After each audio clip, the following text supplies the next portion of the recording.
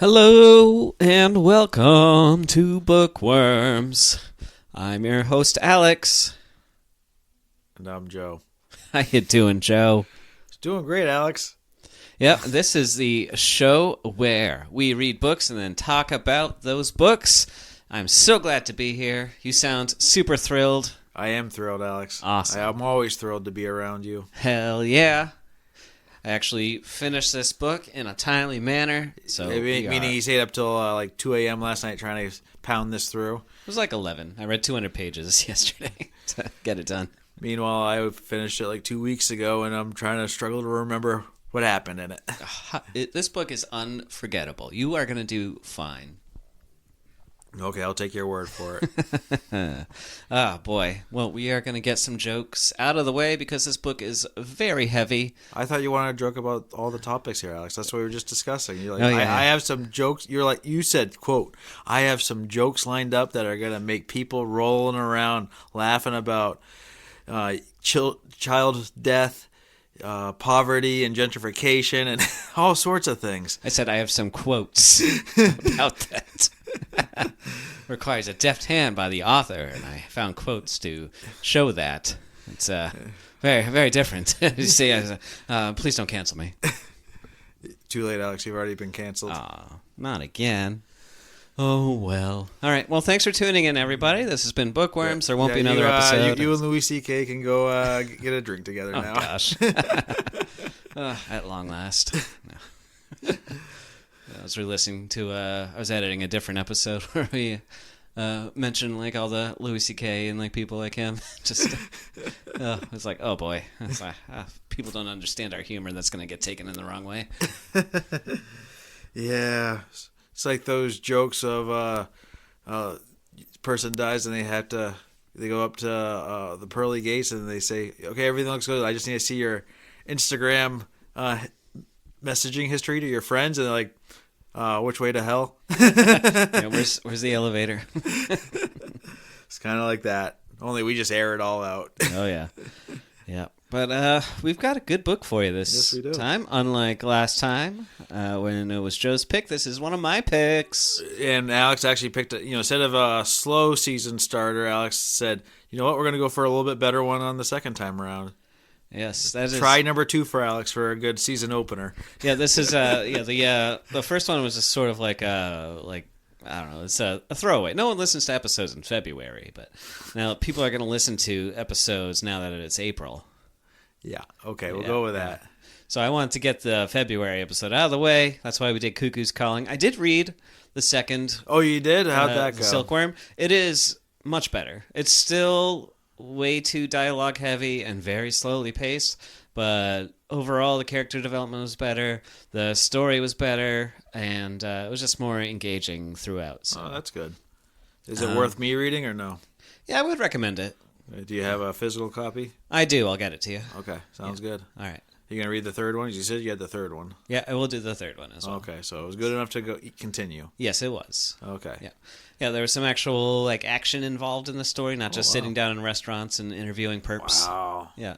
I know. Talking to our father, he is not going to continue the series. He read it. Yeah. So. Yeah. Our dad read Cuckoo's Calling. He's big into the detective stuff, and he could not recommend this one. Yeah, he said one of the most boring books he's ever read. Yeah. And that's saying something. Oh yeah. So, anyways, what book did you pick, Alex? Yes. Alex, before we forget, I want you to actually read the back of the covers. We haven't been doing that the last few episodes. I know, shame on us. We. I'm actually really glad I started with Cuckoo's Calling and then followed up with this book because it's night and day, like between detective novels. Because this is another mystery story. You wouldn't have wanted to start with this one and then go to Cuckoo's Calling? No, I would start with the boring one first and then go to this one. But you got to rope the people in, Alex. Yeah. You start with your heavy hitter, and once you have them roped in, they're hooked. Then you can put out the junk. That's how it's supposed to work. I don't know. It's you got a point. Considering there's like been a 2-month gap in between books, I probably should have gone with the more engaging one. And then the fact that there has been a 2-month gap, Alex. I had one in the middle there. Yeah, it's a 2-month gap. Otherwise, it'd be a 1-month gap. Anyways. So, My book is by an author we've previously covered. If you listened last month, you already know who it is. This is... I'm going to spoil it already, my review of this book. It is my favorite detective novel. That's hard to believe. What do you mean it's hard to believe? Have you never read any Sherlock Holmes or Agatha Christie or, I don't know, J.K. Rowling? We've covered Agatha Christie and J.K. Rowling on this show. So, I mean, Agatha Christie is a classic, and she's... I thought Death on Demand would have been your favorite, Alex. Death on Demand is quite good. It is, I think that's like Mystery 101. It's good. It's never going to be anyone's favorite. This one, I think, can stand the chance to be someone's favorite, and it is mine. Because, like, Cuckoo's Calling was, it's a character-driven book, or it's attempting to be a character-driven book, where the characters are more important than the plot. You get to see how their personal lives affect their investigation of the case. And you get that in this one, too, where the detective's personal life and also the lives of the victims' families and everyone around them is affecting the investigation. And this book is Mystic River by Dennis Lehane. And we previously covered Gone Baby Gone by him. And this one is a standalone. This is not a Kenzie and Gennaro. This is a... Is Dennis Lehane still writing? I believe he is, yes. Okay. Yes, he's still around. He's been around for a while now. He's been around since the 90s. So he's that's still alive and kicking. Yeah, that's what we were commenting on the last one we covered here with him, where it was this is a very 90s book. It had a 90s feel to it. This one does too. Yeah, this one is definitely not a 90s book. This came out in like 2000. But it has that 90s feel. Alex, Yes, it's very nice. He definitely wrote it in the 90s. Oh, yeah. The late 90s. Yeah, no one's... they're making calls from payphones and everything. And half our audience won't even know what that is. Oh, yeah. Yeah, so a payphone is where you used to like walk up to a stand. You don't like, need to there's a explain phone. it, Alex. Oh, Just move on. Let's read the back of the book. Jeez Louise. Wow. Joe wants to go to bed. He's old. All right. I am old. I had to get up early. Yeah. I had to get up like my 2 a.m. pee, so... Yeah, he's got to stagger to the bathroom, and No, that's what I'm doing after this, Alex. Staggering to the bedroom. All right, back of the book. When they were children, Sean Devine, Jimmy Marcus, and Dave Boyle were friends. But then a strange car pulled up to their street. One boy got into the car, two did not, and something terrible happened. Something that ended their friendship and changed all three boys forever. 25 years later, Sean is a homicide detective. Jimmy is an ex-con who owns a corner store. And Dave is trying to hold his marriage together and keep his demons at bay. Demons that urge him to do terrible things. When Jimmy's daughter is found murdered, Sean is assigned to the case. His investigation brings him into conflict with Jimmy, who finds his old criminal impulses tempt him to solve the crime with brutal justice. And then there is Dave, who came home the night Jimmy's daughter died, covered in someone else's blood. A tense and unnerving psychological thriller, Mystic River is also an epic novel of love and loyalty, faith and family, in which people irrevocably marked by the past find themselves on a collision course with the darkest truths of their own hidden selves. Wow, Alex, the way you read that makes sound so riveting. It is riveting. Could you be any more monotonous on that, though? What are you talking about? I was all over I was like, man, I was up and down. It was great. Man, you're roasting me today. Goodness gracious. Isn't that just like every day? Pretty much, yeah. All right. So someone's got to do it. Bring you back down to Earth. Otherwise, you'd be floating off past Pluto. Oh yeah. All right. So that's the summary of Mystic River. I think it captures it pretty well. It covers a lot in this book. It's set in Boston and in an area called the Flats, primarily. It's like out Boston adjacent. It's not quite like a suburb of Boston. Yeah, like Charleston or south of Southie kind of thing. Yeah, exactly. And it's kind of a I don't know the poor like you always got the other side of the river. This is starts with like the three boys and like Sean's in a more affluent family, whereas Jimmy and Dave are he lives working on the class. point, and the other two live on the flats. And the point is where all the middle class kids live. The flats are all where the working class and poor live. So none of them have, even Sean. They're not wealthy by any stretch, but his parents can afford to buy him a bicycle, where Jimmy has to steal the bicycle. Exactly, and so like Jimmy and Sean know each other because their fathers work together at the same place. Sean's dad is Jimmy's dad's boss. Yeah, and basically Jimmy, Marcus, and I keep calling him Jimmy Marcus. Sean, Jimmy, and Dave are just friends for a summer. You get that sometimes when you're a young kid. You know someone for a brief period of time. You're great friends. Then like you go to school and you never talk to them again. It's a common thing that happens. And it happened to Alex all the time. Exactly. Those are the only kind of friends I have. Hey, more than I had. I had zero. So. But they clearly, like from the start, don't really get along. They're more like friends together by circumstance. Yeah, friends by proximity. If parents didn't know them or know each other, they would probably never have ever hung out. If the dads hadn't been out drinking every Friday, the two Jimmy and Sean never would have even looked twice at each other. They would that's that Richie rich kid, and then that's just some thug kind of attitudes towards each other. But yeah, so a terrible thing happens early on. Yes, so Sean and Jimmy are in like a fight in the middle of the street. Because Jimmy wants to steal a car, and Sean knows that's probably going to get them in a whole lot of trouble, and they probably shouldn't do that. They're like 10, 12 years old? Yeah, I believe they are, I think they're between the ages of like 7 and 11. Okay. Fourth grade age.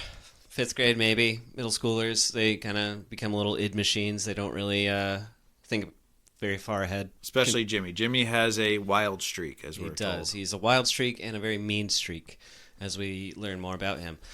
So, the Sean and Jimmy are kind of fighting in the street, and then a car that resembles a cop car pulls up, and two guys get out of it. Only one of them gets out. One stays in. One stays in. And the car smells like apples. They make a big point of that.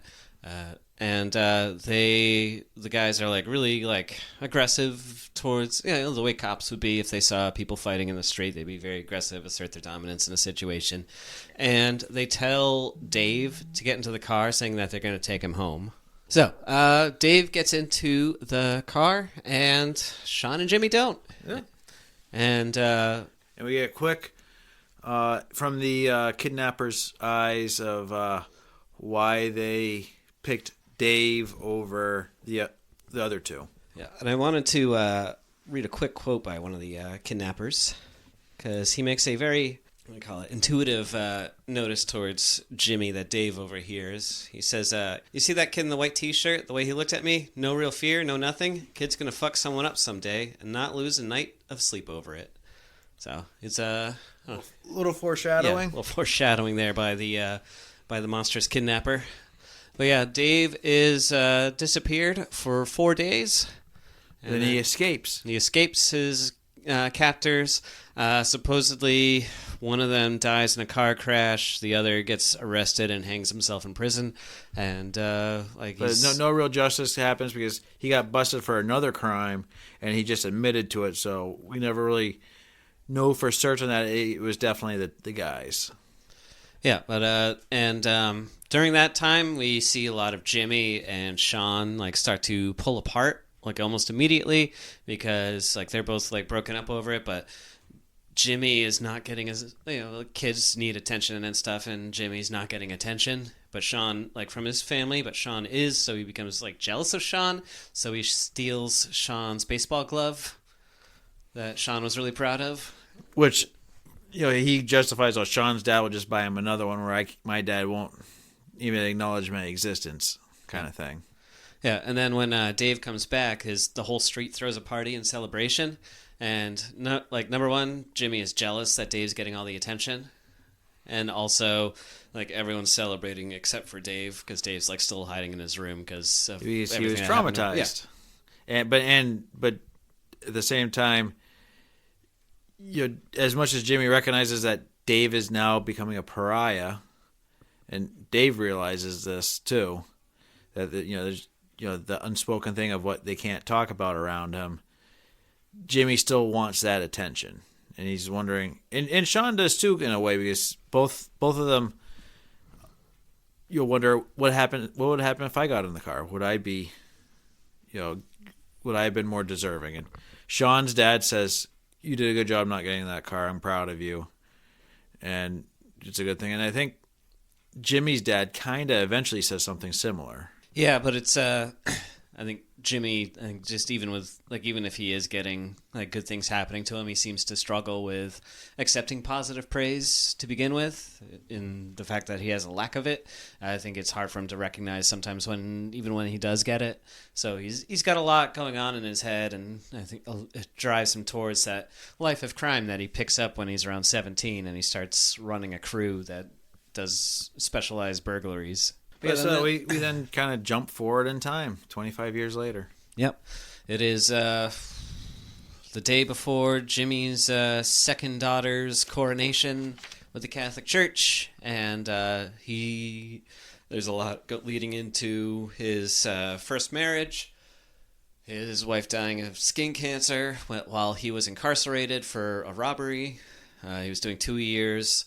He was basically serving the sentence because he wouldn't refuse to rat on the rest of his crew. So he's also kind of a made man because he did time for other people. So he's worked his way from being a con up into he's gone clean. He's running a corner store, and but everyone loves him because he also didn't roll on a bunch of people. So he's seen as loyal and good. And he was also, when he was robbing places, he was really good at it. Yeah, he was considered genius level. Yeah, he was like Pink Panther level here. Yeah, he was like robbing, like he was 17 and robbing armored trucks, kind of level of stuff. Like we get later in the book, we get a few details of some of the things he did, and they're still not sure how he did it. The rumors of how he was would be again like Pink Panther level stuff of, kind of comical, hanging upside down as prison or as guards are walking underneath him, and nice. the drop of sweat. Try not to drop it on the floor sensor to set it off, kind of stuff. Yeah, think like Mission Impossible level stuff where he's like coming down on the cord and he's got the laser sensors below him. Yeah, but that's how they're describing the technical aspects of it, because they just don't know how he did it. Yeah, so he's that level of violent thug. He's more than that. He's actually like a criminal mastermind. Yeah, he knows his shit, but he decides to go clean for the sake of his daughter. Because he realizes at 6 years old, and she's a stranger. They're strangers to each other, and he realizes that, hey, this girl has literally nobody else now because her mother died, and I can't screw up. Because he got out a little bit early on parole, so if you go out on parole, it's like if you do something wrong, it's like you never had a day out of jail. You have to serve the rest of your time. Yeah, it's like you get a parking ticket and you're back in jail kind of deal. So yeah. He had to really toe the line, and he managed to scrape it together. I think he had a lot of his former guys helping him out, but he turns it around, and he finds his faith. He gets remarried. He has more kids, and he becomes a family man. Yeah. Meanwhile, Sean has become a statey essentially. He's become a state trooper who's a detective. He's coming off of a what's it called? A suspension. A suspension without pay, and he's in a bunch of trouble. But apparently the sergeant that's going to be taking care of him is also and watching him is also in a bunch of trouble. So he's like, well, this guy's going to be either a hard ass or he's going to try to catch me on something. But we're both had to toe the line, so I better watch my ass here. Yeah. So Sean is a really good cop. He's he's in the homicide division. Yeah, he's closed more cases than anyone else in a 2-year period. Yeah, he solves cases really fast, and he solves a lot of them. So he's got a really high clearance rate. And he's working with, when the case happens, he's working with his superior, Sergeant Whitey. Whitey and Sean are like the ultimate good cop, bad cop. So it's like Sean's like a really good cop, like really nice to people, knows how to question people, be direct, honest, open. And then Whitey is this absolute hard ass. He will grill you. He will make you uncomfortable. He will put you on your heels and just like rip into you if his gut tells you something. And according to this book, he has an ample gut. But yeah, Sean, he's got some stuff going on in his personal life. He got suspended for doing something really petty. And the only reason he didn't get fired for doing it was because of his clearance rate and how good of a cop he is. Well, that and they couldn't quite prove it. Yeah. And also he's separated from his wife, who had he's been separated for about a year, and because she had an affair, and he had a freak out over it. And yeah, she was pregnant, and they didn't know who the baby was, and he was really ripping into her. So she worked for like a traveling theater production. So they separated, and every now and then she gives him a phone call, and we'll just call him and not say anything into the line. Yeah. As if she's waiting for him to say the right thing. Yeah. Which is bad relationship advice, people. Yes. Yes. But remember, this is the 90s. Yes. So, yeah, don't do that if you're in a relationship. But then we kind of... that's called stalking. Yes. It will get you thrown in jail. Yeah. But then we get into Katie Marcus's... Jimmy's daughter. His oldest daughter. Her last night alive. You got another quote for us? Yes, this is a kind of a longer one. I want to point out how mean Dennis Lehane is to one of Katie's friends, both of her friends. So this is like the so Katie goes out with her friends, and her dad thinks that she's he knows she's 19, she's out with boys, she's doing stuff she probably shouldn't do, but he knows, but he also realizes that she's not as wild as he was, so he kind of lets it go because he feels like he can't say anything. But what he doesn't know is that she's basically having her bachelorette party because she's about to get eloped in Vegas with a boy that her dad has said never talked to that kid. Yeah, a boy named Brendan, who we find out later the Katie and Brendan's dads have had beef, but and that's why Jimmy didn't like Brendan. But Brendan loved Katie. They were going to run away, get married. And Jimmy didn't know this. He thought that she was single, not seeing anybody, and that she was just going out with friends that night. Yep. She went out with her friends Eve and Diane. And they go to a couple bars, they get wasted. The bars don't card them, even though the girls are all 19. Because they know who Jimmy is, and they say, okay, we're going to let this slide because it's Jimmy's daughter. And then also Katie, her ex-boyfriend, who people think that she's still dating because he's a major mobster, or wannabe mobster. Yeah, Roman is... everyone's afraid of him because he's just he's more like, he's not so much a mastermind, but he's smarter than Jimmy's gang, who when Jimmy disappeared, they just went total anarchy, or he can run a crew, but they're much more violent and terrorizing, and so people just whatever Jimmy and Roman and his girl wants to do, they can do. Yes, exactly. And so I just wanted to read the last little bit because it's like there's a lot of like flashes of like survivor's guilt and how we see it with Dave getting abducted, how that affects all three of the men's lives, the three main characters in this book. We see how it affects all three of their lives. This is kind of like a little flash forward for Eve and Diane after this night. Eve and Diane stretched their hands in through the window, and Katie took a lingering pull on each of them, and they stepped back from the car. They waved. Katie waved back, and then she tooted the horn and drove off. They stayed on the pavement, watching long after Katie's taillights had sparked red and then disappeared, as she took the sharp curve in the middle of Sydney Street. They felt there were other things to say. They could smell the rain and the tinfoil scent of the penitentiary channel rolling dark and silent on the other side of the park.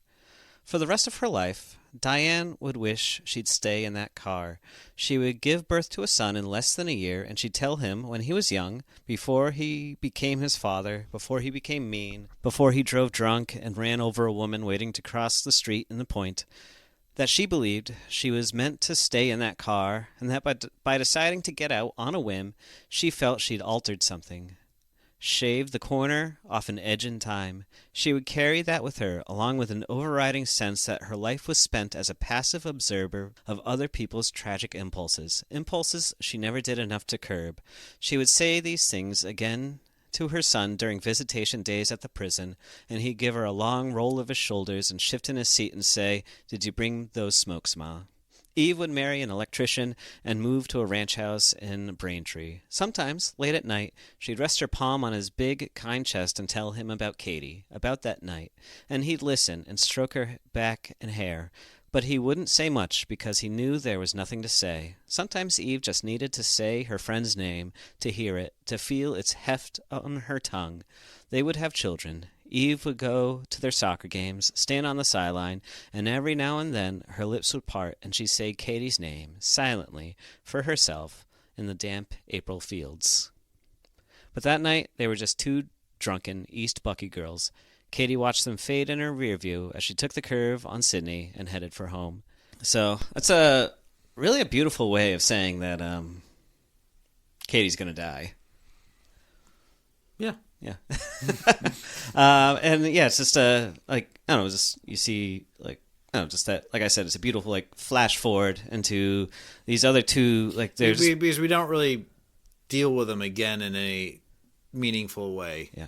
They do get brought up multiple times, like, Dave mentions the same thing. Like, he says that one looks like she's, destined for the trailer park, and, like, when Sean and Whitey interrogate them, like they say also the same thing, like she's got Diane's got makeup covering her black eye and things like that. So yeah, but I said it never really come back with any real presence, so that having this kind of flash forward for them really sets a tone. So they're not just kind of two-dimensional characters on the sidelines.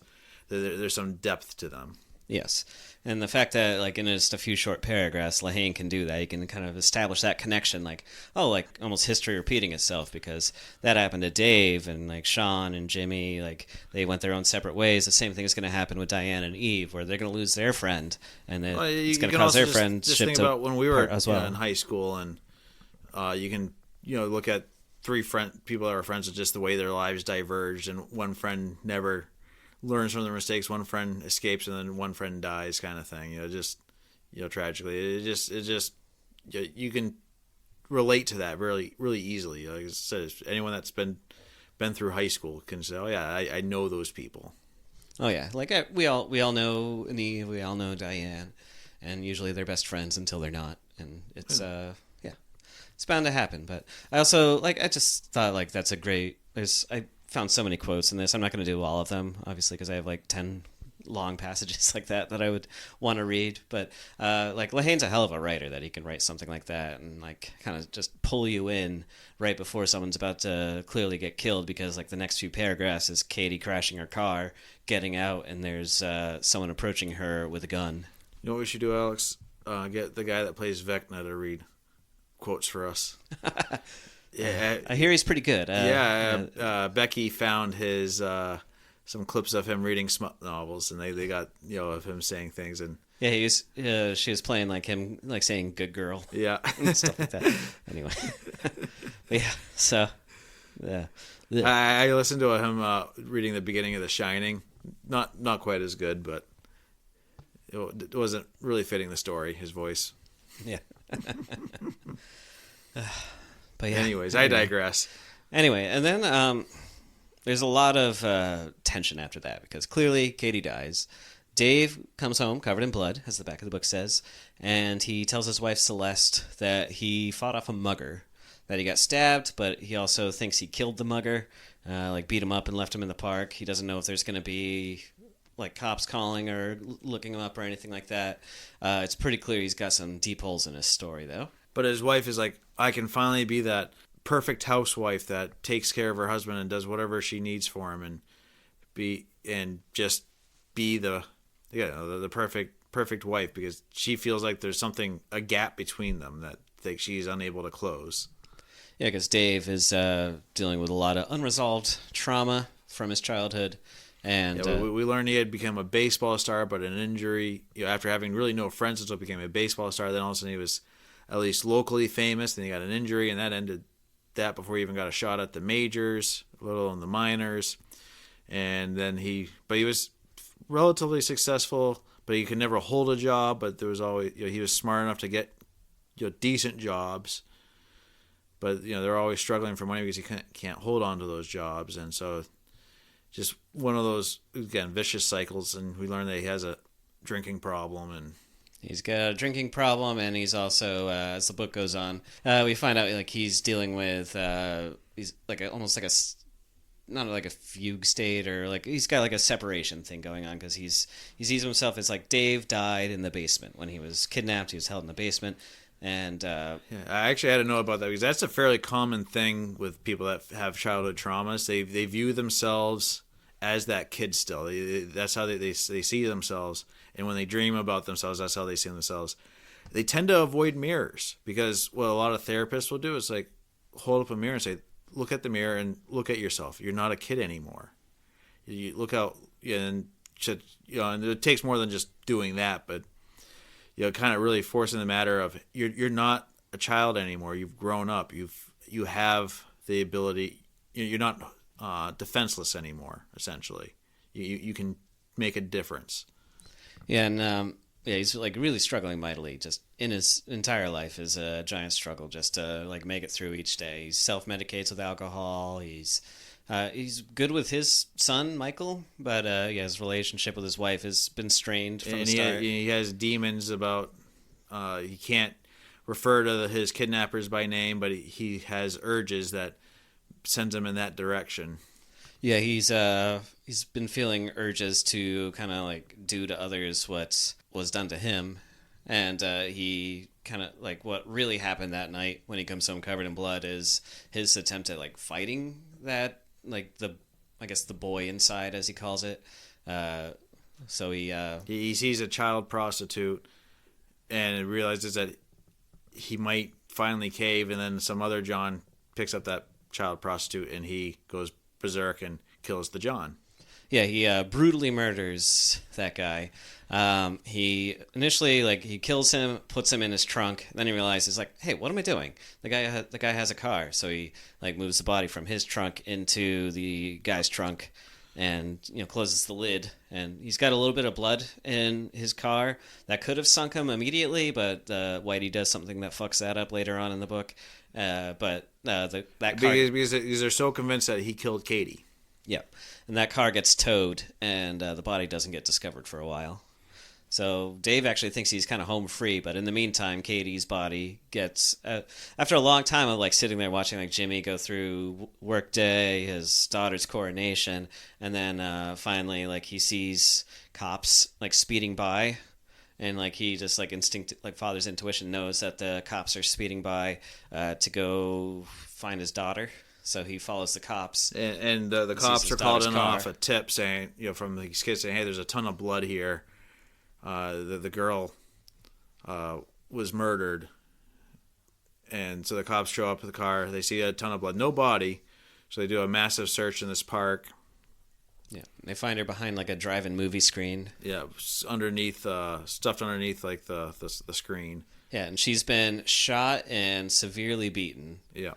With a blunt object of some sort. Yeah, so Sean and Whitey get on the case. Their lieutenant, who's just a drone of a cop, is all over him, saying what's taking so long? This is the biggest news in our area, and you guys need to deal with it.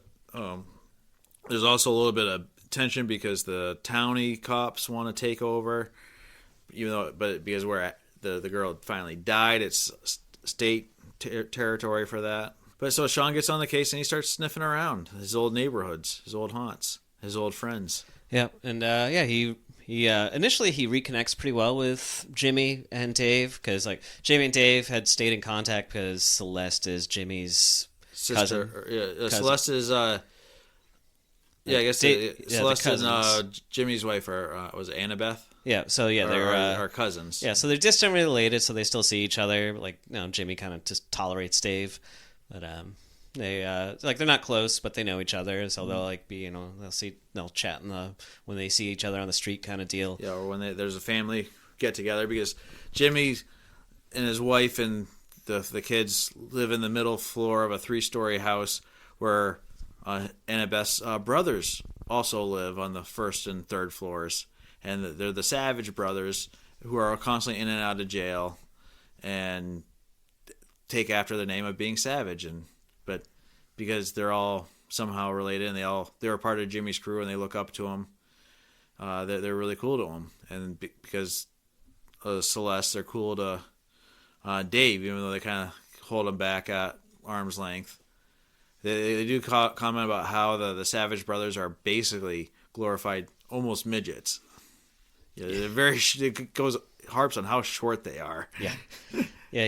This book isn't very PC. Yeah, this book has a very 90s feel to the language in it. Yeah, at the end of the book, where there's like a 13-year-old spouting out racial slurs, and it's like for no reason, just going it. But yeah, it's there's I had one more thing I wanted to read. It was like Sean's kind of point of view of things. Yeah. Because like he's dealing with a lot of stuff in his personal life, and he has to like like this book's over the course of like 3 days once it gets into the investigation. Because they just interviewed Brendan, and like Brendan didn't really have anything for them, and a bit about Brendan. He's like I said, his father is out of the picture. They think he's still alive because they're getting $500 a month from him for the past 13 years or whatever. We learned that Jimmy had murdered him and hid through the body in the Mystic River because his guy's name was Just Ray, was the one that ratted out on Jimmy to get him thrown in jail to lighten his sentence for something that he did. Yeah, and Ray had felt guilty and stuff, so like he took care of Jimmy's wife and kid, and he also visited Jimmy in jail. But then Jimmy's wife died, and Jimmy wasn't there for her because he was in jail, so he killed Ray on principle. Yeah, and so you got Brendan and his little brother, who's also named Ray, but the kid's a mute. He could talk. There's no reason why he can't talk, but he doesn't talk. But he can hear perfectly well. But he'll just sign, and so Brandon always signs back to him, but also talks, and is kind of the kid's translator, and they're nearly inseparable. Yeah, connected at the hip. All right, but like Sean's dealing with this stuff, so I'm just gonna read this part. I'll probably skip a bunch of the other stuff, but all right. Sean walked into his empty apartment, heard the din of its silence, and felt the sludge of too much caffeine and fast food in his blood riding his spinal column. He opened the fridge and took out a beer, sat on the counter to drink it, the noise and lights of the evening banging around inside his skull, making him wonder if he'd finally gotten too old for this, if he was just too tired of death and dumb motives and dumb perps, the soiled wrapper feeling of it all. Lately, though, he'd just been tired in general, tired of people, tired of books and TV and the nightly news and songs on the radio that sounded exactly like other songs on the radio he'd heard years before and hadn't liked much in the first place. He was tired of his clothes and tired of his hair and tired of other people's clothes and other people's hair. He was tired of wishing things made sense, tired of office politics and who was screwing who, both figuratively and otherwise. He was pretty sure he'd heard everything anyone had to say on any given subject, and so it seemed he spent his days listening to the old recordings of things that hadn't seemed fresh the first time he'd heard them. Maybe he was simply tired of life, of the absolute effort it took to get up with every goddamn morning and walk out into the same fucking day with only slight variations in the weather and the food. Too tired to care about one dead girl because there'd be another one after her, and another, and sending killers off to jail. Even if you got them life, didn't yield the appropriate level of satisfaction anymore, because they were just going home, to the place they'd been heading all their dumb, ridiculous lives, and the dead were still dead, and the robbed and raped were still robbed and raped. He wondered if this was what clinical depression felt like, a total numbness, a weary lack of hope. So that was depressing as fuck, and that's kind of like Sean's dealing with those demons in his life. We find out that's why his wife more or less had the affair and left him was because he was becoming that embittered cop that couldn't see the green grass for the green grass. All he saw was the evil in people. Yeah, and that passage is followed up by him getting the phone call from his wife and her sitting there silently on the line while he's saying, like, I can't do this right now, and, like, kind of losing his patience and, like, begging her to talk to him. And it's the first time he actually ever hangs up on her instead of her hanging up on him. And it's kind of you feel like, okay, there's a bit of growth here, but we're not sure where it's going. Yeah, there's room for growth. You can see it's like this is his rock bottom. Because he'd also gotten suspended for faking parking tickets on someone that he just didn't particularly like. I thought it was the guy or someone that was somehow related to the whole thing, the whole affair, wasn't it? I can't remember for sure, but he was just like going into the county records and like adding parking tickets to a guy's record, and then like the guy wasn't paying parking tickets, so he got a huge like $1,200 fine, and like he showed up at the court, and they're like, yeah, it says here you got parking tickets, but then like the guy's like one of his family members worked for the DMV or something and was able to look up who was issuing the tickets. They were able to look up the department. But not who in the department. But they were able to figure. I think that's why. There was a clear connection. Between the two. There was a connection between the two, and so there wasn't a big scandal. The department quietly said, "Okay, you're going on suspension for a while, off pay. Get your shit together. Get your head back in the game. Don't do this again, otherwise we will shit can you," kind of thing. Yeah, and he's this like jaded cop who's struggling to hold his life together. And so, yeah, that's like the state of mind he's been in while he's trying to investigate Katie's death. Yeah, and as we said, this is a particularly brutal murder of someone he grew up with or a childhood friend's kid. So, and of course, we find, as we said, he finds out that we find out that he has a child that could or could not be his, and he never wanted kids, but now he's able to make that kind of tentative connection. Hey, I could have a kid. This could be my kid. This is... Yeah, it could be my kid. He doesn't even know the kid's name at this point, even though it's been a year. And so he's starting to, like, I guess this case is almost like his call to action to try, like, his hero's journey to try and, like, get himself out of this place he's in. So I think that's a rather beautiful thing. As far as dark as that passage was, like, it's like, oh, there's like a little hope at the end of the tunnel, hopefully, for this guy. Because Dennis Lehane writes a lot of really sad books, but I kind of hope sometimes that those characters pull through or find some happiness in all the bleakness that is surrounding them. That's usually the general tone when I read his stuff of what I get. But yeah, they go along. Whitey immediately suspects Dave. Well, there's a bit of a break in the case because they got no leads essentially. Yeah. But they find out that there's a old lady who heard Katie crash the car, and there's what she described as a woman's voice saying hi, and then a hockey stick banging on the ground, and they say, hey, that was a gunshot that they heard, because they knew Katie got shot in her car and then fled before she got beaten and shot again, and again, a lot of that physical evidence was ruined because it had been raining that night, and there's limited footprints, so they can't find the perp's footprints.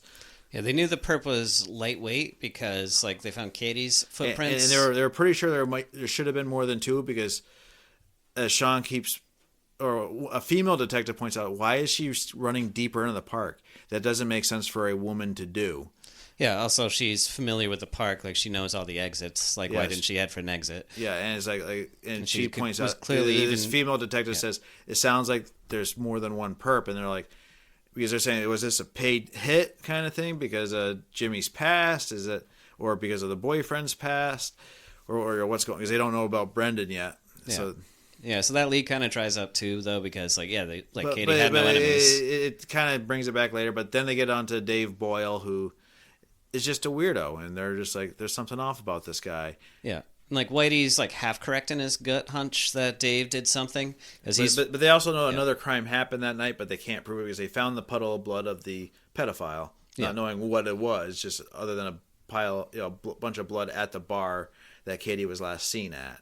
Yeah, and like Sean kind of does something backhanded towards Celeste to try and get her to cave, like, and he kind of pressures her, and but she also like heard them talking about like, like that car matching their Dave's car's description being at the scene and stuff like that. So she's going into a moment of crisis because she's like, hey, my cousin's stepdaughter was murdered by my husband, and who does my loyalty go to?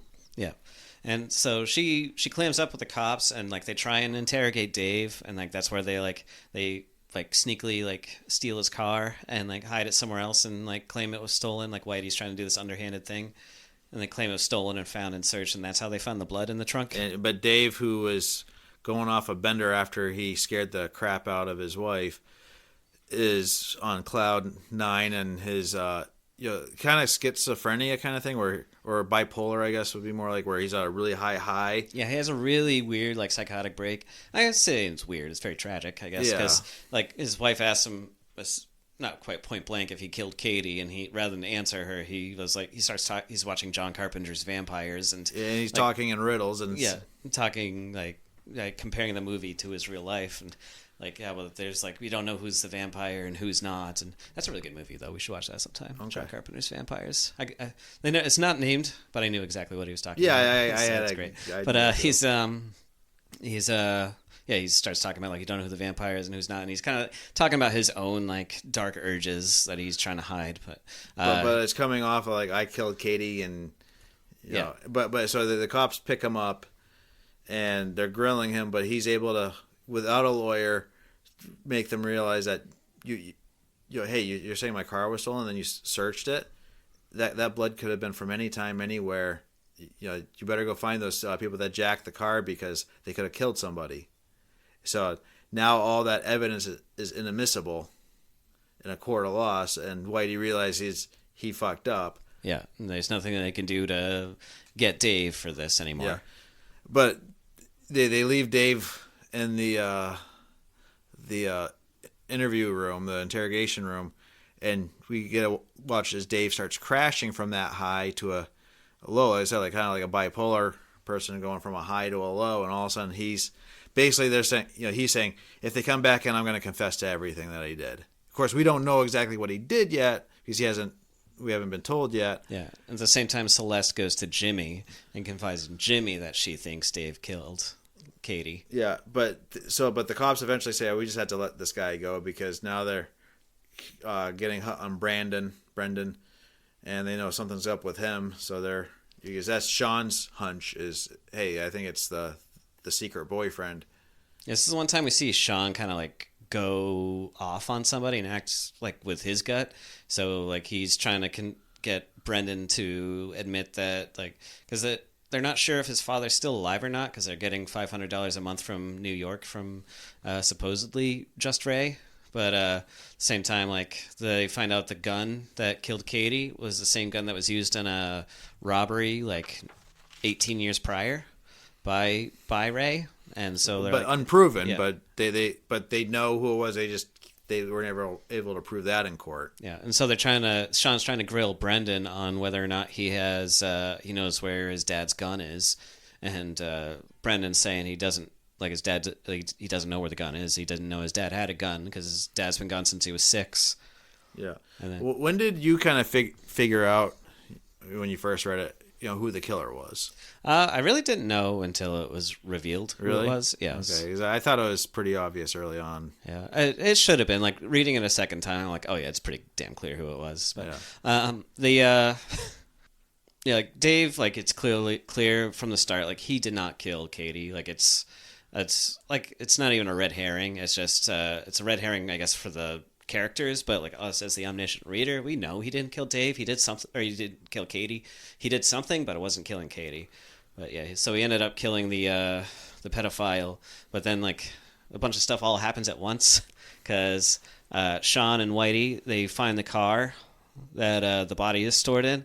Then so they discover the body, but because it's a towny matter, the Buckingham police have to take it, and so the state police are kind of on the sidelines for that. Yeah. But they get a kind of, because they found the body, because they realize, hey, we found the car. So Whitey gets to kind of take control and run point till the townies show up for it. Yeah, like Whitey knows immediately that Dave killed the guy in the trunk, so his gut was like partially correct. Yeah, but at the same time, Jimmy, they put an APB out on Dave, but it's too late. Yeah, Jimmy, after Celeste tells him that she thinks Dave killed Katie, he decides to go back to his old ways. He gets his friend Val from the old days. Val picks up Dave. His brother-in-law. Yeah. Val picks up Dave, takes him to a bar, gets him shit-faced hammered, and then they take him out back and... Yeah, they take him out back by the... What river? Mystic River. The Mystic River. Right, and it's where they killed Just Ray also. Yep, it's the same place he killed Ray. It's like the perfect murder spot because it's closed off from 3 spaces. There's loud stuff all around. The 4th space is just the river, and it's a wide river, so the people across can't really see. Yeah, and it's the perfect place to hide a body because, you can just throw it in the river, weight it down, and the current will kind of just slowly drag it away out into the ocean. And he tells Dave to admit to what he did, so Dave admits to killing the pedophile, which nobody believes, and Val's getting pissed off. He's like, let's just kill the fucker. And Jimmy says, admit to me that you killed my daughter and I'll let you go. And Dave, in his drunkenness and his instincts to try to survive, says, I can get out of this, and admits to it, figuring that the cops, Sean, will figure it out and he'll be reviled for doing it, but whatever. Well, Jimmy just then kills him. Yeah, stabs and shoots him. Yeah. And throws him in the river. Yeah. And that's Dave. Yeah, by Dave. It's again, that's another.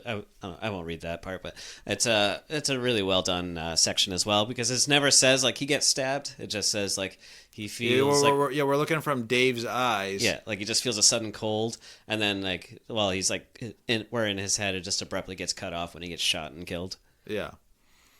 Yeah, he realizes that he got stabbed. He's like trying to babble that. Jimmy, it's okay. We can still get me to the hospital. I won't rat you out. But because he can't actually talk anymore because he's bleeding out, he's just becoming incoherent. And then, white lights as he's shot. But yeah, so Jimmy finds out very quickly that that Dave was telling the truth to begin with. He did kill a pedophile. Yep. Dave had killed a pedophile. And Sean says, hey, we're looking for Dave. Let me know if you find him. And Sean immediately realizes what happened because Celeste is freaking out because she realizes she did the wrong thing and is running to anyone that will listen saying, Jimmy killed my husband. Jimmy killed my husband. Yeah. And the way that Sean figures out who actually killed Katie is kind of... I had the same problem when they find out who kidnapped the kid in God May Be Gone.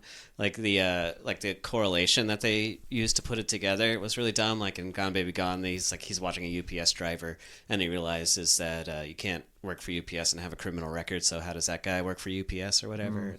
And, but this one, it's they're listening to the 911 call that the killer made.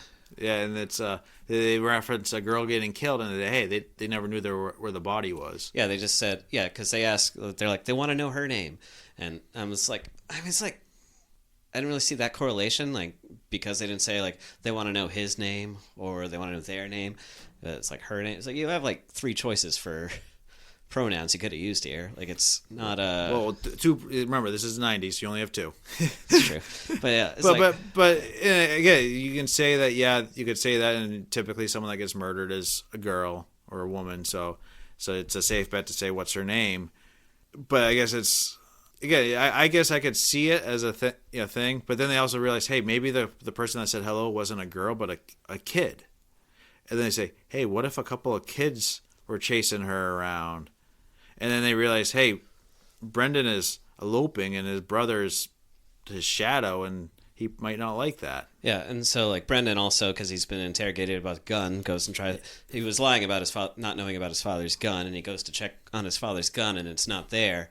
And then Ray Jr. and his friend Johnny come in, and he beats the crap out of him. He beats the crap out of him, and Johnny pulls Just Ray's gun out of his pocket, and he's about to kill Brendan when Sean and Whitey show up and arrest him.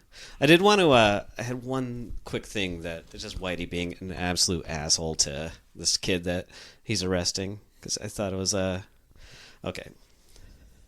Like the kid's, crying, saying he wasn't actually going to kill Brendan and stuff, and he's like getting arrested, and Whitey just goes, "Fuck you! Nobody cares about your tears, but your mommy, little bitch. Get used to it."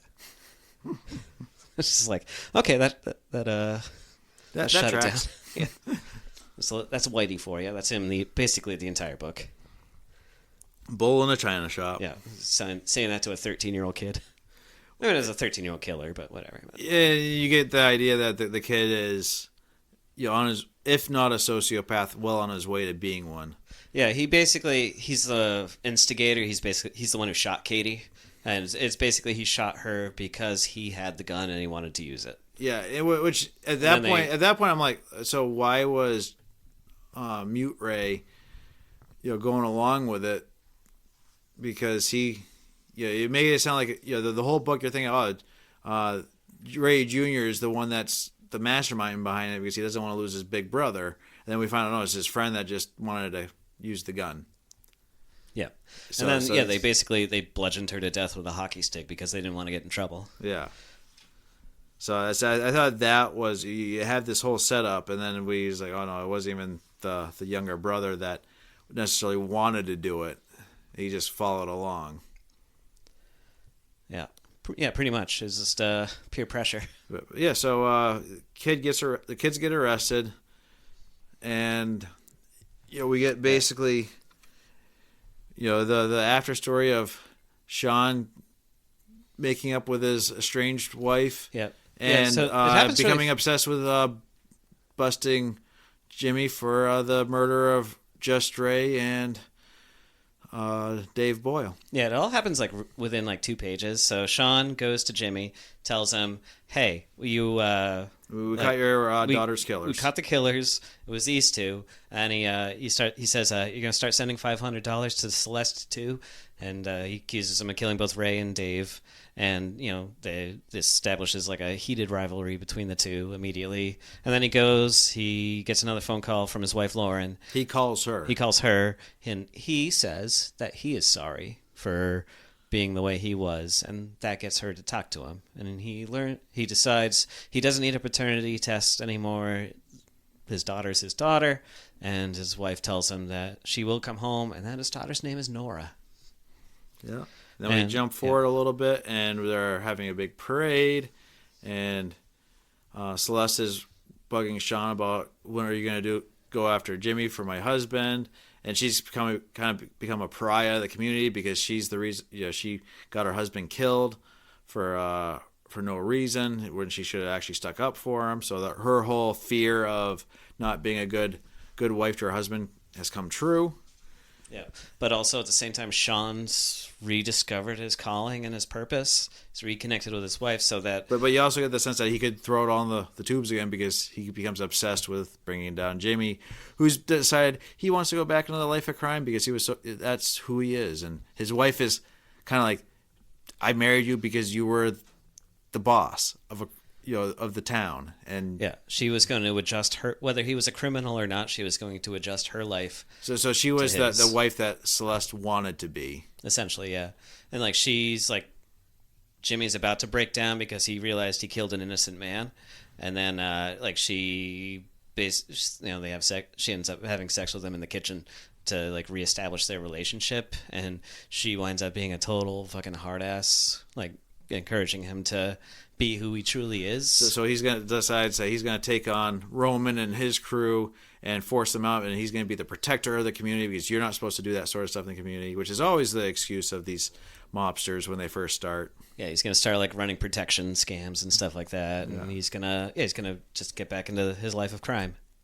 And I was going to close out with the last paragraph because, like I said, Sean's refound his calling. He's not as jaded. He's fixing things with his wife, not perfect yet, but it's like a few months later, and so he vows to Celeste that he will bring Dave's killer to justice. That kind of alleviates the pressure a little bit, and don't know, it's almost like he's thanking Dave Boyle, like a tragic hero style. Like without Dave, like Sean wouldn't have been able to move past it all. He says he thought of Dave Boyle, and he wished he'd bought him that beer like he'd promised on the second day of the investigation. He wished he'd been nicer to him when they were kids, and that Dave's father hadn't left him, and his mother hadn't been nuts, and that so many bad things hadn't happened to him. Standing along the parade route with his wife and child, he wished a lot of things for Dave Boyle, but peace, mostly. More than anything, he hoped Dave, wherever he was, got a little of that. So it ends on a somber note, but also a hopeful note. Like, Sean's on to Jimmy, and like Jimmy's embraced the villain that he truly is, and you don't like. Oh, it'd be cool if there was a sequel to this book and you can see Sean versus Jimmy, but at the same time, it's better that I think it's just left open like that. That yeah, as I said, they've both because become the way I are. look at it is they're both two trains headed for a direct collision, and both their lives and their families' lives are going to get ruined. Yeah, and they had a lot of conversations about, like, throughout the book about how life would have been had they gotten in that car or whatnot, and like how badly it fucked them up, even if they weren't in that car, and if they hadn't gone through what Dave went through, it still affected them and haunted them throughout their entire lives. And I think Dave dying, it kind of set all three of the people free, because Dave's no longer haunted by that, even though dying's like the only way out for him. But also, like, Jimmy's able to become who he is, even though he's a bit of a monster, and Sean's able to become that cop that he was, and also have that family that he's been longing for this entire book. Okay. Final thoughts, Alex. This is I don't know if you guys liked my readings of the certain passages. It's again, I had like a million bookmarks in this thing. This is one of the few books I've read recently that I could just pull quote it nonstop. I think the last time I did that was Part-Time Indian, the Sherman Alexie book. But I thought you did that with Dorian Gray. I did that a little bit with Dorian Gray, but not as much. But yeah, this one I just kept reading passages. I'm like, I love that. I love that. I love that. It's really moving. It's really powerful. Like, we didn't even cover like the gentrification aspect of what's going on around them. Like, the town's, got a bunch of like cafes and stuff moving in, and they're basically, if you don't know what gentrification is, a bunch of people come in, they push out all the riffraff, they make it a more commercial district area, and they jack up rents, and a new population moves in. And they it's basically what's happening everywhere now. Yeah. You take a ghetto and you kick out everybody and you make it look nicer because everybody likes old brick. Yeah, I think I made a few comments in my notes about how we see on the news all the homeless problems in like California and whatnot, and it's like basically that's what gentrification will do, especially once you have the poor have nowhere else to go, and you're getting kind of the feeling that this is going to happen here eventually, where a lot of the people in the flats just they have nowhere else to go. So what's going to happen? And yeah, it's a very working class part of the city. It's people are living paycheck to paycheck there. It's not really like you can just move out and go somewhere else. Like, you're living here because this is where you can afford to live. It's the only place you can afford to live because it's close to work and you don't have a car or other transport. Yeah, and like Dave's able to live there even though he can't hold down a job and all that stuff. Like, it's not glamorous. It's just an ugly part of town, but people are scraping to get by there. But there's also a sense of community that is getting lost as the new people move in. And did you read did your copy have the afterword but that Lehane wrote? It was actually it was talking about his. Did not. I think I'll lend you my copy, Alex. At some point you should read it. It was a more recent edition.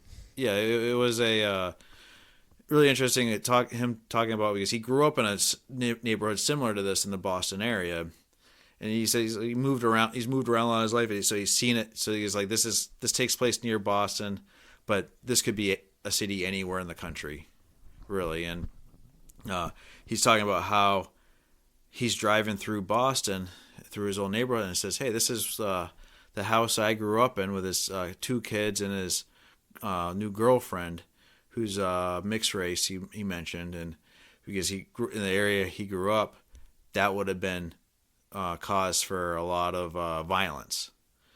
And he pulls up and sees these a gay couple walking out, and he goes up to them, hey, I used to live here. You mind if I show my kids the house? And he realizes they're moving out because they're about to tear down the house or something, or rent prices are getting so high that they can't even afford it, and landlords trying to get people out and all that stuff so they can completely, even wealthier neighborhood kind of things. But he gets to take his kids in, and he realizes the neighborhood is completely different. It's completely modernized, and it's like him having a basically a relationship with someone that's not Irish, let alone same skin color, is completely normal there now.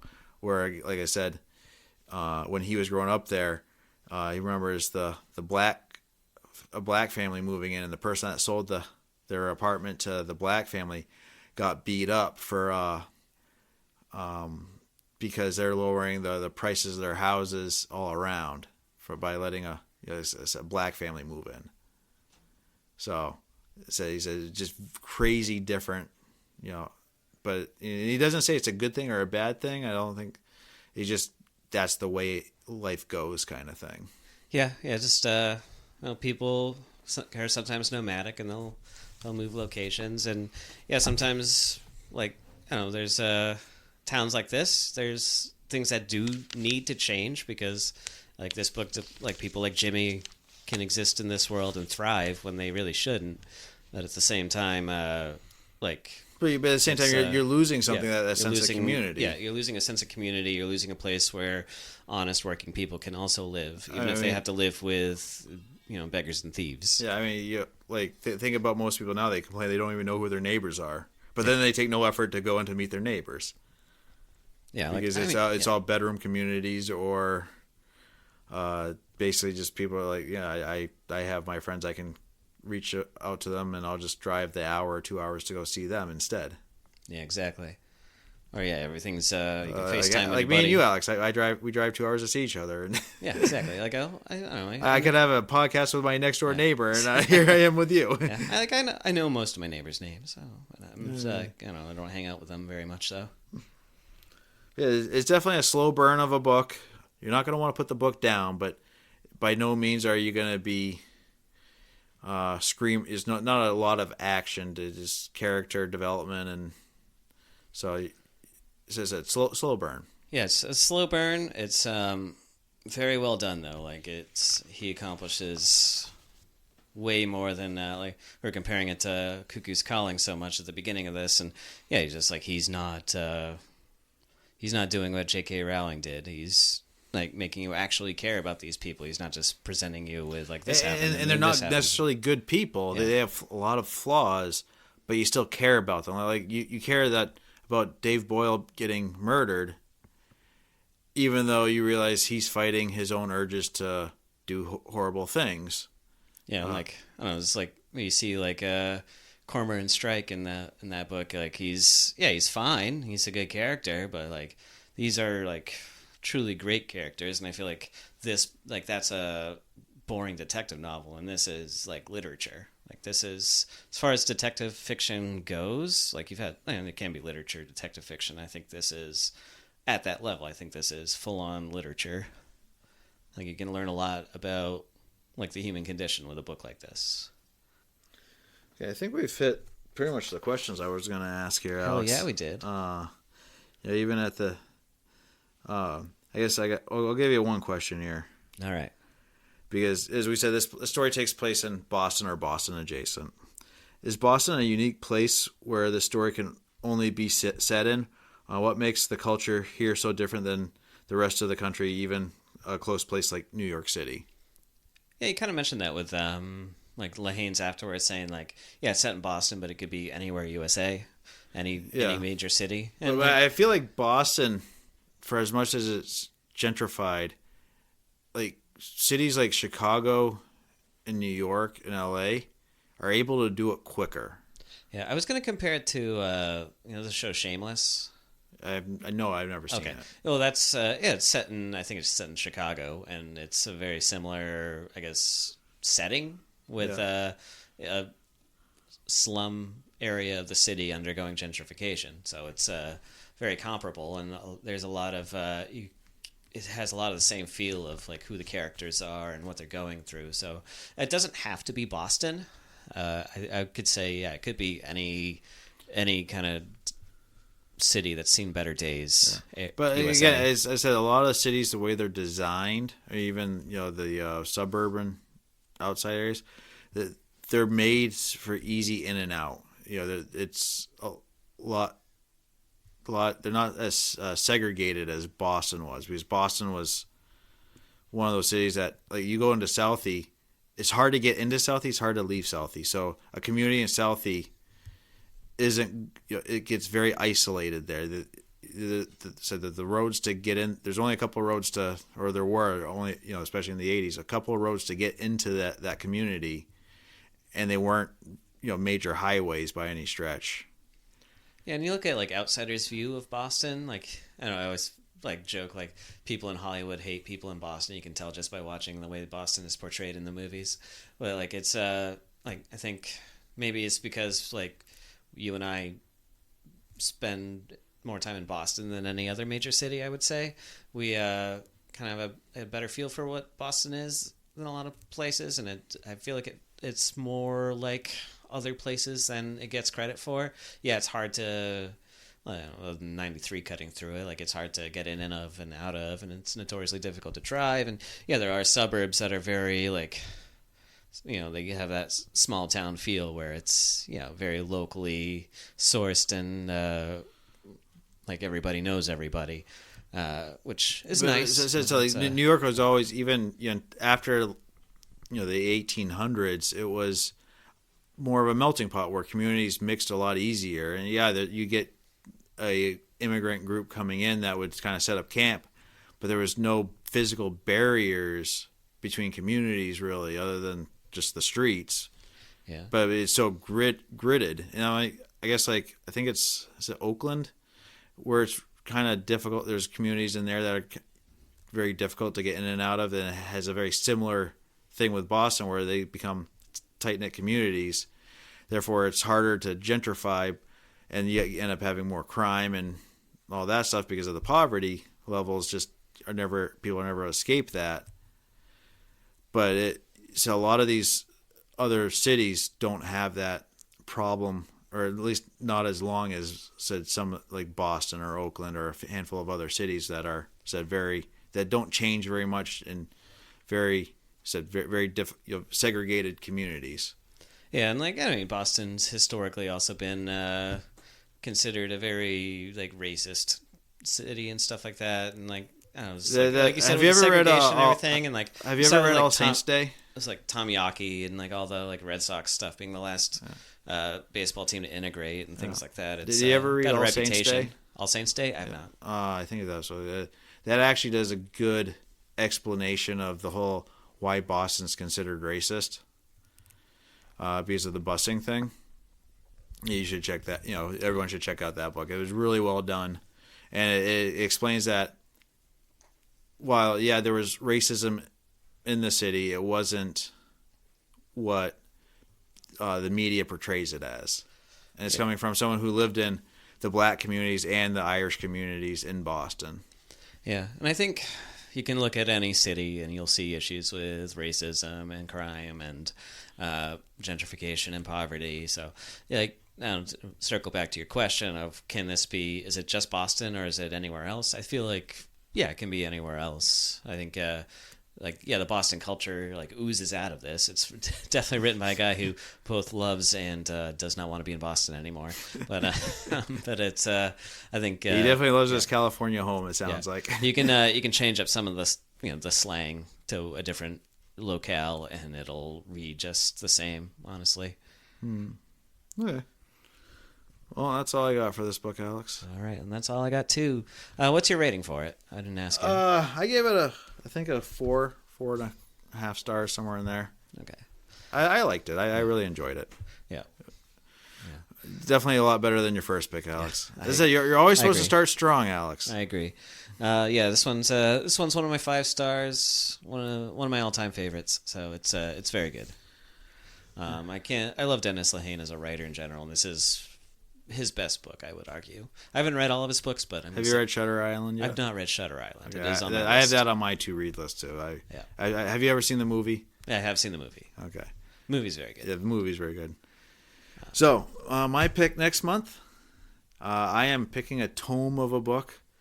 Alex is already crying at how much he's going to have to read. Joe's cheating because he's doing 2 books at the same time. Yeah, 2 books in one book. In one book here. It's how I roll. Yeah, he's got a thick boy. We are going to go high fantasy, or high-ish fantasy, maybe mid fantasy here. But it's I feel like it's a series that should be more better known, but just hasn't caught the traction. It's a very cult book, recent book, a relatively recently book. It was, I think this was put out in the late 2000s, early teens. It is called Theft of Swords by Michael J. Sullivan. It is, I said, a fantasy book that follows 2 thieves. So, sword thieves, I'm guessing. Well, you'll have to read and find out, Alex. All right. I'm looking forward to this one. Yeah, it's. So I think it's good. It's an easier read. It's not dense like Tolkien can be, or some other these like what's the Robert Jordan. Oh, yeah, the Wheel of Time stuff. Wheel of Time series. This is a quick read.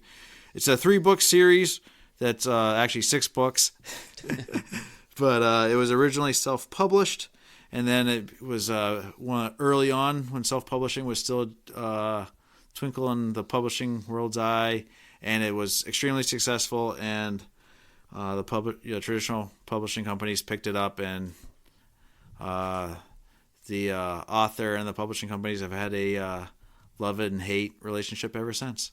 Yes, as they do. Yeah. But anyway, so yeah, definitely Theft of Swords, Michael J. Sullivan.